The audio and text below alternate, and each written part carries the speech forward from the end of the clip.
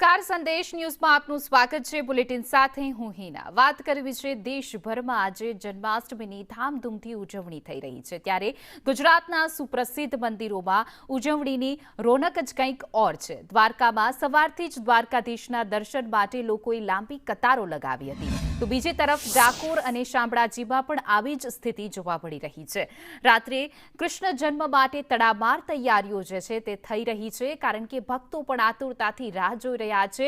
વહાલા જ્યારે કૃષ્ણ જન્મોત્સવની બહારના ટકોરે જે છે તે નંદઘેરા નંદ ભયાના નાદથી જ મંદિરો જે છે તે ગુંજી ઉઠશે। અલગ અલગ આ દ્રશ્યોમાં પણ બતાવી રહ્યા છે કે વહેલી સવારથી જ જે ભક્તો છે તે કાનાને વાલા ગાલા કરવા માટે અને લાડ લડાવવા માટે મંદિરોમાં પહોંચી ગયા છે। શામળાજી હોય, અંબાજી મંદિર હોય, દ્વારકા હોય કે પછી ઇસ્કોન મંદિર હોય, ડાકોર હોય કે જ્યાં જોઈ શકાય છે કે ભક્તોની જે ઉત્સાહ ઉમંગ સાથે જે છે તે જોવા મળી રહ્યો છે। ભક્તોની લાંબી કતારો છે અને ભક્તો પણ ભગવાનના દર્શન કરીને ધન્યતા અનુભવી રહ્યા છે।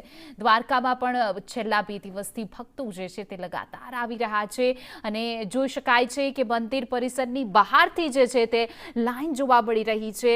ભગવાનના એક દર્શન કરવા માટે, એક ઝલક મેળવવા માટે જે છે તે થનગની રહ્યા છે ભક્તો। જોઈ શકાય છે કે ભગવાનના નાદ થઈ રહ્યો છે અને આજે રાત્રે 12ના ટકોરે જય ઘોષ થશે અને ભગવાનના વધામણા થશે।